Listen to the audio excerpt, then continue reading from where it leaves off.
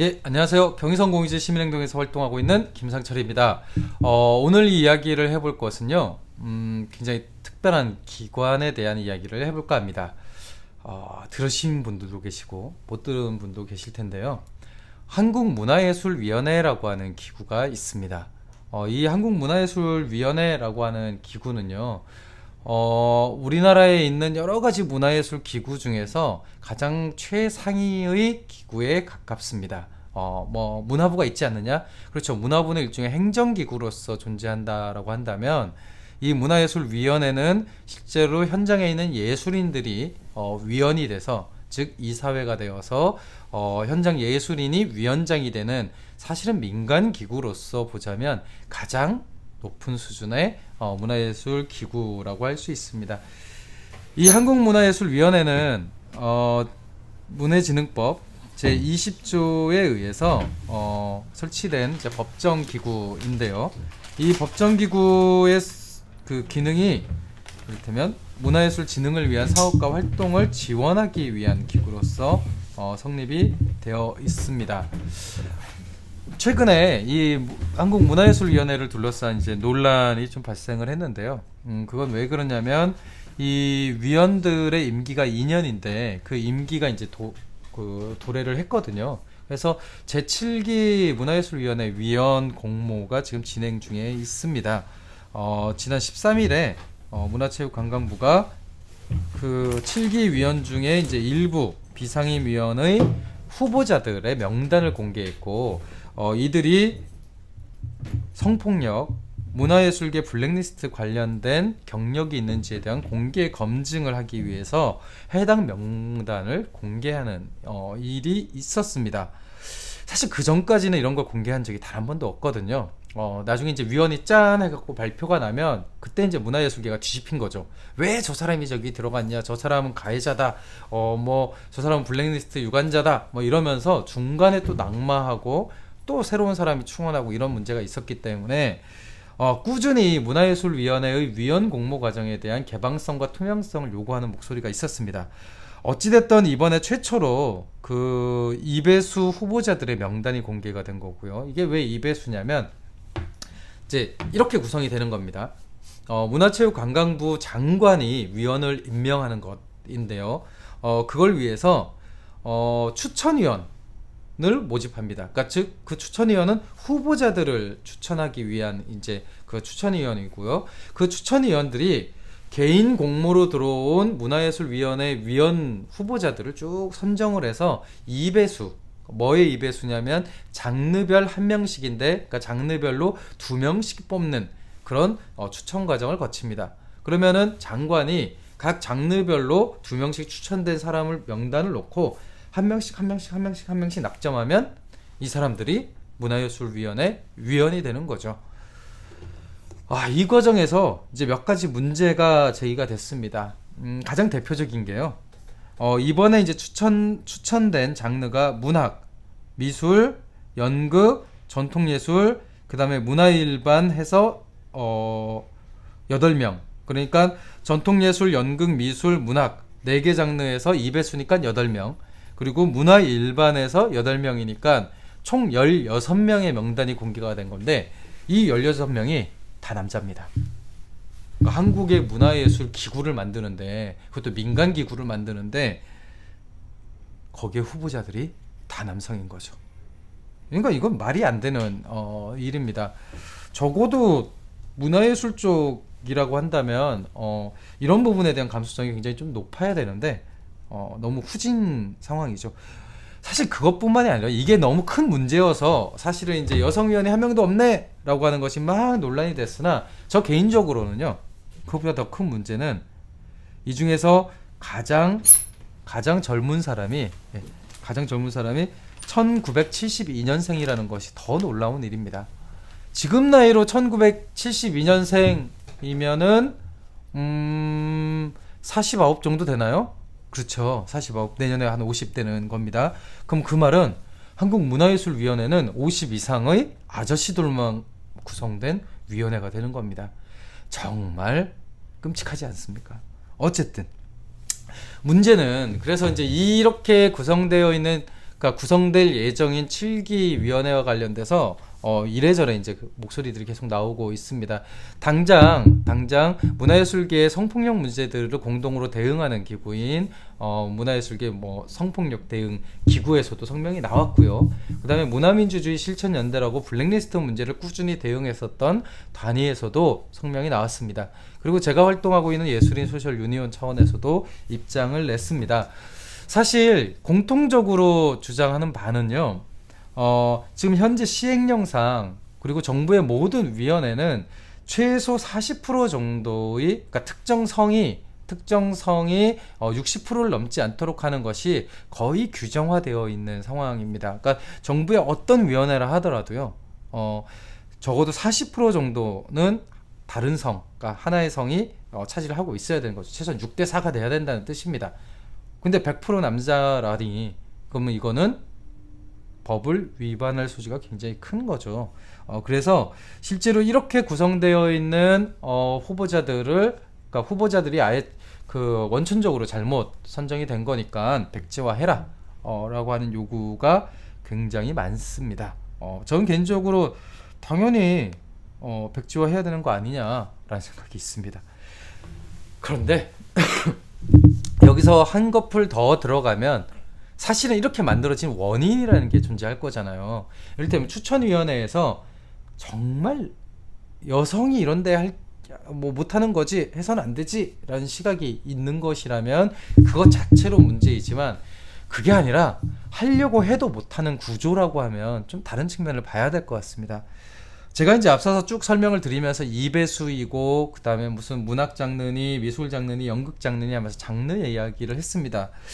왜 한국문화예술위원회를 구성하는데 이렇게 장르가 중요해지느냐?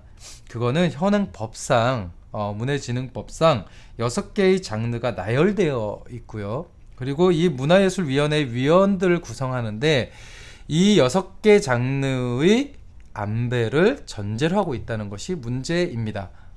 한 예를 들어서 이를테면 연극 분야다라고 하는데 후보자가 10명이 들어왔어요. 근데 그 10명이 다 남성이에요. 그러면은 그 장르의 후보는 남성으로 뽑을 수밖에 없는 겁니다. 왜냐하면 다른 장르의 여성 후보자가 많다 해도 이것을 연극 장르로 갖고 올 수 없게 되는 거죠. 이게 첫 번째. 두 번째는 실제로 후보자들 중에서 실제 10명의 후보자 중에서 1명이 여성이고 9명이 남성이라고 할 때 이 1명을 여성이라는 이유만으로 100% 당첨으로 갈 수 없는 구조가 있는 겁니다. 왜냐하면 여기는 9명이나 되는 것이거든요. 그러니까 경력을 따집니다. 몇 년을 했나 이런 걸 따지는데 지금 현재 위원 구성으로는 10년 정도의 경력이 있어야 위원에 응모할 수 있게 됩니다. 이렇기 때문에 절대적으로 균형을 맞춘다는 것은 거의 불가능에 가깝습니다. 특히 젊은 예술가들이 들어가기는 힘들고요.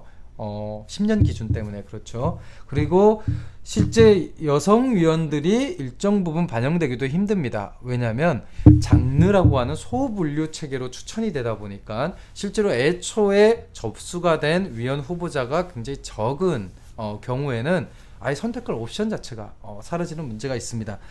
그래서 좀 제안을 하고 있는 게 이 장르 중심의 문화예술위원회 구조를 좀 차제에 바꿨으면 좋겠다 라고 하는 제안이 있습니다. 두 번째로는 그래 어쨌든 한국의 대표적인 문화예술 기구의 위원이 되는 거잖아요. 그러면 최소한 내가 왜 위원이 되려고 하는지에 대한 거는 좀 공개적으로 이야기를 해야 되지 않겠습니까? 초등학생 반장 선거도 이렇게는 하지 않죠. 그런데 실제로 그렇게 뽑힌 문화예술 위원들이 회의에서 실제로 그 문화예술위원회의 일을 심의하고 결정할 만큼의 역량이 되느냐? 개인적으로 그런 경험이 단 한 번도 없습니다.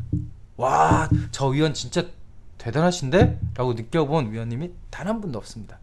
그 얘기는 뭐냐면 한국문화예술위원회가 사실상 명예직이 되고 있다는 뜻입니다. 그러니까 사업을 해야 되고 예술인들을 위한 여러 가지 재원들도 만들고 거기에 맞는 어떤 정책들도 입안해야 되는 이 문화예술위원회의 가장 핵심 기구인 위원회의 위원들이 그 자리를 장르별 명예직으로 생각하려고 하는 경향이 굉장히 크다는 겁니다.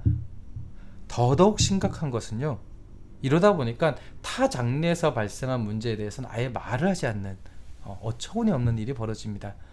이를테면 재작년에 그렇죠. 재작년 정도가 되죠. 그 김천에서 공연장에서 이제 사고가 한 번 있었습니다. 굉장히 심각한 문제잖아요. 이거는 사실은 장르를 불문하고 공공문화시설에서 거기서 예술인이 죽은 사건이기 때문에 공연장 안전과 관련된 굉장히 중요한 문제라고 할 수 있습니다. 특히 그것에 대한 보상 문제나 내지 이런 것들이 켜켜이 얽혀 있었던 문제였거든요. 근데 그 문제를 아르코에서 다룰 때 이건 그냥 공연 분야의 얘기로만 다뤄졌습니다. 그러니까 예술계 전체의 이야기로 다뤄지지 않는 거죠. 이런 식으로 장르별로 나눠먹기식의 이렇게 기구가 구성이 되면 도대체 한국문화예술위원회를 존중할 만한 예술인이 몇이나 있겠습니까? 그런 면에서 이 장르 중심의 그 구성 체계를 좀 근본적으로 바꿔야 되겠다라고 하는 제안이 있고요. 두 번째로는 이 한국문화예술위원회의 근거가 되는 문화예술진흥법 자체가 만들어진 게 이제 그 진흥법이라고 하는 것이 좀 후지잖아요. 그러니까 우리나라의 이제 문화예술 법제 중에서 가장 기본법에 가까운 문화예술진흥법이 여전히 진흥 체계 중심으로 있다 보니까 예술인들의 이제 창작이나 내지 이런 것들을 해줄 때 대부분 이제 수혜 중심으로 접근합니다. 그러니까 불쌍하니까 도와준다. 아니면 이거 해줄 테니까 너네들 국민들한테 이렇게 봉사해 라고 하는 정도의 취지인 거죠. 그래서 좀 이 진흥법 체계를 지금 정도는 좀 바꿔야 되는 거 아닌가라는 고민이 있습니다. 특히 예술인 권익보장법이 지금 이제 국회에 계류돼서 이번 정기국회 때 통과가 되냐 안 되냐라고 하는 것들이 지금 쟁점이 되어 있는데요. 그것과 마찬가지로 한쪽에서는 예술인들의 표현의 자유와 권익을 보장하기 위한 법률이 만들어지면 다른 한측에서는 공공에서 문화예술을 지원할 때의 기본 원칙이나 내진 철학 혹은 가치들이 반영되는 그 섹터가 좀 필요할 것 같습니다. 그렇게 된다면 현재 진흥법 체계로는 힘들고요. 뭐 문화예술법이나 내진 이런 방식의 아예 전면 개정이 좀 필요해 보입니다.